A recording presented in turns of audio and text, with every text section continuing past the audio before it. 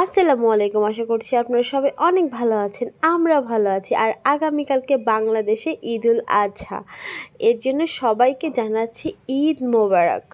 সবার ঈদ অনেক ভালো কাটুক। আর আমরা কোরবানি ঈদের মধ্যে গরুর মাংস খেতে খেতে আমাদের অবস্থা খারাপ হয়ে যায়, সকালে দুপুরে রাতে, তাই না? এটাই ট্রেন্ডিংয়ে এখন।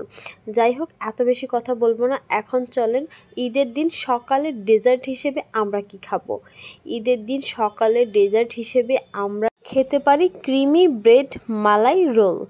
তো এটার জন্য আমাদের এখন মালাই তৈরি করতে লাগবে, দুধ লাগবে, চিনি লাগবে এবং লাগবে হচ্ছে বিস্কুটের গুঁড়া, মানে আমরা যেটা রোস্ট বা টোস্ট যেটাই বলি সেটার গুঁড়োটা লাগবে। আমাদের সবার ঘরেই থাকে, ওইটা জাস্ট একটু গুঁড়ো করে নিলেই হবে।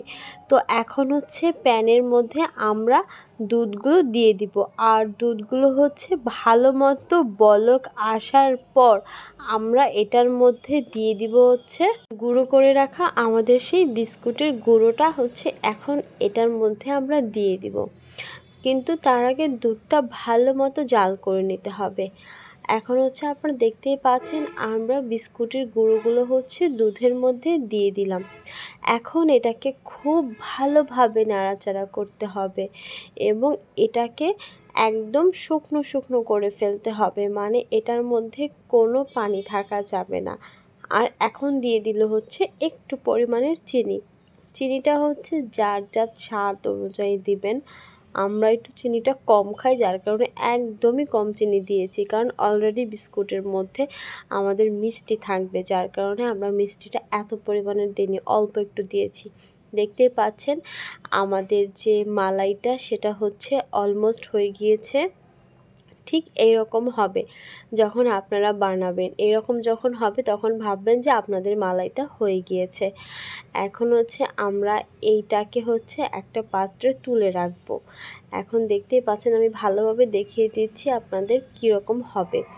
এখন হচ্ছে আমরা একটা পাত্রের মধ্যে উঠিয়ে রাখছি, উঠিয়ে রেখে এটাকে ভালোভাবে ঠান্ডা করতে হবে। গরম গরম দেওয়া যাবে না, একটু ঠান্ডা করে নিতে হবে। এখন আমরা চলে যাব হচ্ছে ব্রেডের ওখানে, আমাদের ব্রেডটা প্রসেস করতে হবে। তো প্রথমেই দেখেছেন যে আমরা ব্রেডটা কেটে নিয়েছিলাম।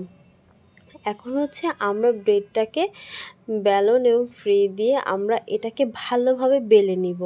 ব্যালন ফ্রি সবার ঘরেই থাকে, তো এটাকে ভালোভাবে বেলে নিতে হবে, রুটির মতো করে পাতলা করে ফেলতে হবে। আমি হচ্ছে আপনাদেরকে একটা করে দেখাচ্ছি কিভাবে করতে হবে। একদম বেশি চাপ দেওয়া যাবে না, তাহলে কিন্তু ছিঁড়ে যাবে, কারণ এমনিতেই এটা অনেক সফট থাকে। তো দেখতেই পাচ্ছেন কিভাবে আমি করেছি, আমি ভালোভাবে আপনাদেরকে দেখিয়ে দিয়েছি। তারপরেরগুলো আমি একবারে করে ফেলবো। এখন হচ্ছে আমি সবগুলো একবারে নিয়ে আমি জাস্ট এখনই চলে আসবো। এখনই দেখতে পারবেন যে আমার সবগুলো বেলা কমপ্লিট হয়ে গিয়েছে। আপনারাও বাসায় ঠিক এইভাবে হচ্ছে এই পাউরুটিগুলো বেলে ফেলবেন। এখন হচ্ছে আমরা দেখাবো কিভাবে রোল করতে হবে মালাইগুলো ভিতরে দিয়ে। তো এখন হচ্ছে আমি দেখাচ্ছি কিভাবে রোল করব। প্রথমে হচ্ছে একটা পাউরুটির মধ্যে চামচের সাহায্যে আমরা যে মালাইটা তৈরি করেছিলাম ওইটা হচ্ছে দিয়ে দিব। আপনারা দেখতেই পাচ্ছেন আমি কিভাবে দিচ্ছি। এখন মালাইটা দিয়ে দেওয়ার পর আমরা আস্তে আস্তে পিছন সাইড থেকে ফোল্ড করা শুরু করে দিব। দেখতেই পাচ্ছেন কি সফটভাবে করছি, ঠিক এইভাবে আপনারা করে নেবেন। দেখেন প্রথম রোলটা আমাদের কি সুন্দরভাবে হয়ে গিয়েছে। ঠিক একইভাবে আমরা বাকি রোলগুলো করে নিব। আপনারা এখনই দেখতে পারবেন যে আমি বাকি রোলগুলো এখনই সব করে নিয়েছি। এই যে দেখেন আমি সব কয়টা রোল অফ ক্যামেরায় করে নিয়েছি। আপনারা ঠিক এইভাবে হচ্ছে করে নেবেন এবং এইরকম একটা পাত্রের মধ্যে রেখে দিবেন। এখন চলে যাব আমরা দুধের শিরা তৈরি করতে। আর এটা তৈরি করতে আমাদের লাগবে হচ্ছে 1 প্যাকেট দুধ লাগবে। যে ব্র্যান্ডের দুধ পছন্দ করেন সেটা দিয়ে দিলেই হবে। তার মধ্যে লাগবে হচ্ছে অল্প একটু চিনি। চিনিটা হচ্ছে যার যার স্বাদ মতো দিয়ে নেবেন। তারপর লাগবে হচ্ছে একটু এলাচের গুঁড়ো। আমি এই যে দেখতেই পাচ্ছেন এলাচের গুঁড়োটা দিয়ে নিয়েছি, তাহলে ঘ্রাণটা আরও বেশি ভালো আসবে।